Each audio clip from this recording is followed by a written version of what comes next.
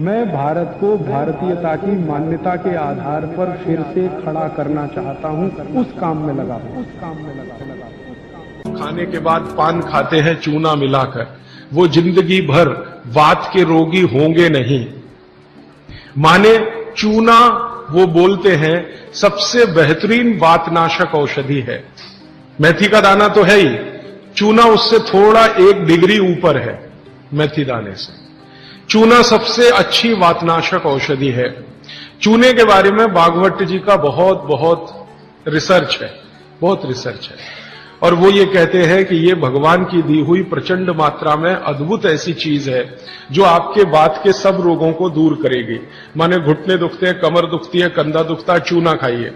फिर वो कहते हैं कि इतना ही नहीं, शरीर में कैल्शियम जो है ना, कैल्शियम ये एक घटक है, माइक्रो न्यूट्रिएंट इसको कह सकते हैं अंग्रेजी में, सूक्ष्म पोषक तत्व है।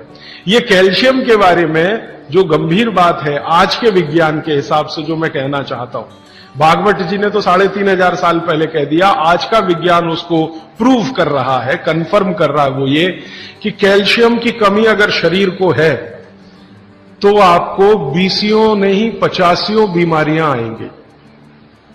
कैल्शियम की कमी अगर है शरीर को तो 50 बीमारियां आएंगी। क्या क्या आ सकता है? हर तरह का दर्द आपको होगा, हर तरह का, मांसपेशियों का दर्द, हड्डियों का दर्द, सब तरह का। हड्डियों की जितनी विकृतियां हैं वो सब कैल्शियम की कमी से आएंगे। हड्डियों के जितने रोग हैं वो सब कैल्शियम की कमी से आएंगे। फिर वो कहते हैं कि रक्त के बहुत सारे रोग कैल्शियम की कमी से आते हैं, रक्त के रोग, खून की बीमारी। फिर वो कहते हैं कि बहुत सारे कफ के रोग कैल्शियम की कमी से आते हैं। तो कैल्शियम कम नहीं होने देना चाहिए। जो विज्ञान आज का कहता है, आधुनिक विज्ञान ये कहता है कि कैल्शियम वो माइक्रो न्यूट्रिएंट है, वो सूक्ष्म पोषक तत्व है जिसके शरीर में रहने पर ही दूसरे सूक्ष्म पोषक तत्व उपयोगी होते हैं। ये 12-15 साल का रिसर्च है। एक वाक्य में मैंने खत्म कर दिया। कैल्शियम की उपस्थिति में ही बाकी सभी सूक्ष्म पोषक तत्व उपयोगी होते हैं। इसका मतलब यह है कि अगर आपको शरीर में विटामिन सी का असर देखना है तो कैल्शियम चाहिए, विटामिन ए का असर देखना है तो कैल्शियम चाहिए, विटामिन बी का असर देखना है तो कैल्शियम चाहिए, अगर विटामिन डी का असर देखना है तो भी कैल्शियम चाहिए, विटामिन के का असर देखना है तो भी कैल्शियम चाहिए, प्रोटीन अच्छे से आपके शरीर को काम में आए तो कैल्शियम चाहिए, कार्बोहाइड्रेट्स ठीक से आपके शरीर को मदद करे तो कैल्शियम चाहिए, फैट्स आपके शरीर में डिसॉल्व होते रहें और जहां जरूरत है वहां लुब्रिकेशन में मदद करते रहे तो कैल्शियम चाहिए। माने समझ लीजिए कि कैल्शियम अगर नहीं है तो शरीर में सब कुछ बीमारियां आने ही वाली है। इसलिए कैल्शियम की उपलब्धता शरीर को होनी ही चाहिए। अब इसके बारे में भागवत जी कहते हैं, आधुनिक विज्ञान ने अभी प्रूव किया, भागवत जी पहले ही कह गए कि हमारे शरीर की 40 वर्ष की उम्र तक, 40 से 45 वर्ष की उम्र तक जो कुछ भी हम खा रहे हैं इसी में से हमको कैल्शियम मिलता रहता है। सबसे ज्यादा कैल्शियम आप जानते हैं दूध में है, दूध, फिर दूध के बाद दही, दही के बाद मट्ठा, मट्ठे के बाद मक्खन, मक्खन के बाद घी, इन सब में भरपूर कैल्शियम है। फिर आपने खाया संतरा, मौसम्मी, नारंगी, अंगूर, द्राक्ष, जो भी खट्टे फल, आम वगैरह वगैरह, सब में कैल्शियम भरपूर मात्रा में है। फिर सबसे ज्यादा कैल्शियम फलों में माना जाता केले में है। केला भरपूर खाना चाहिए क्योंकि कैल्शियम का सबसे बड़ा भंडार है और आसानी से हजम होता है। तो ऐसे जो फल हैं इनका जो कैल्शियम है ये 40-45 साल तक हमें आसानी से मिलता रहता है, क्योंकि शरीर की जो बायोकेमिस्ट्री है 40-45 साल तक एकदम दुरुस्त और तंदुरुस्त रहती है। जठर अग्नि भी तीव्र रहती है, बाकी सब फंक्शन ठीक है। लेकिन जैसे ही 45 की उम्र खत्म होती है, माताओं को ये बात विशेष रूप से कह रहा हूं, बहनों को, माताओं को, जैसे ही आपकी 45 की उम्र पूरी होती है और आपका मेंसेस साइकिल बंद होता है, मासिक धर्म आपका बंद होता है, उसी समय आपको कैल्शियम हजम होना कम होना शुरू होता है। आप कितना भी ये सब चीजें खाएं, केला भी खाएं, ये भी खाएं, लेकिन कैल्शियम उतना पूर्ति नहीं करता, क्योंकि कैल्शियम को शरीर में डाइजेस्ट कराने वाला जो हार्मोन है वो तभी तक आपको है जब तक आपकी मासिक चक्र की शुरुआत है। मासिक चक्र बंद होते ही ये हार्मोन कम होता है। आप जानते हैं कई हार्मोन्स कम हो जाते हैं, तो कैल्शियम डाइजेस्ट होना बहुत मुश्किल होता है। तब आपको जरूरत पड़ती है कि बाहर से कैल्शियम लें।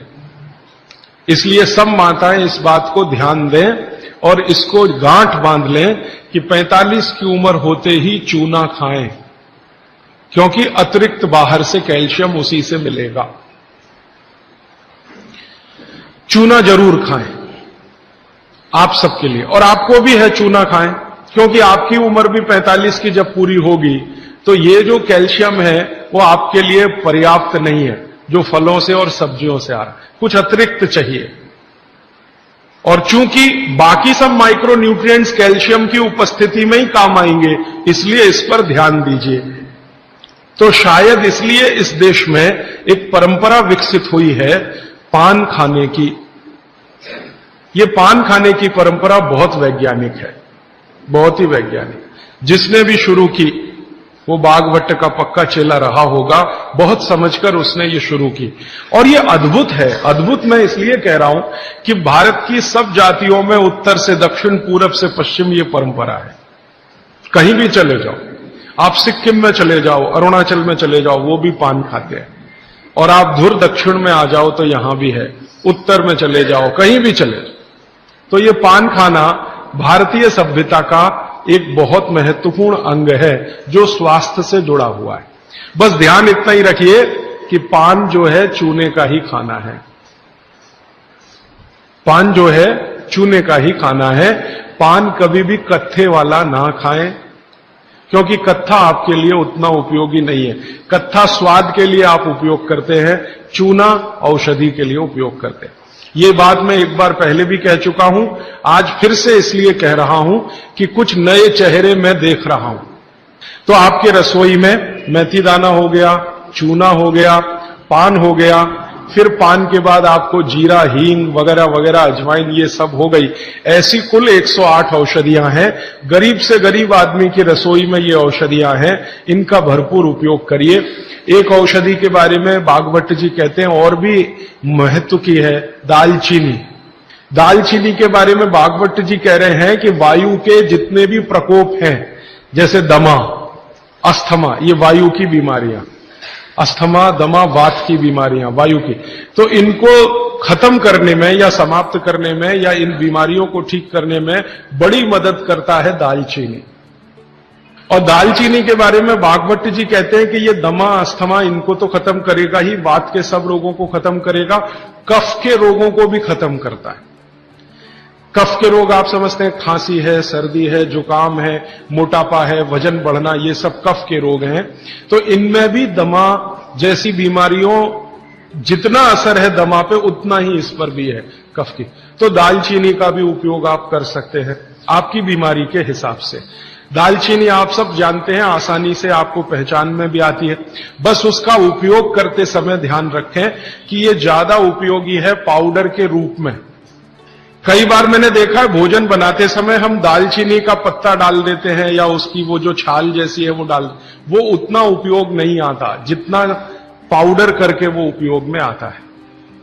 और दालचीनी के बारे में बागभट्ट जी कहते हैं कि इसको अगर उपयोग कर रहे हैं तो आप गुड़ के साथ इसको खूब घिसिए, रगड़िए, ऐसे ऐसे ऐसे ऐसे खूब अच्छे से गुड़ मिले, फिर खाइए, फिर पीछे से थोड़ा गर्म पानी पीजिए, अद्भुत परिणाम।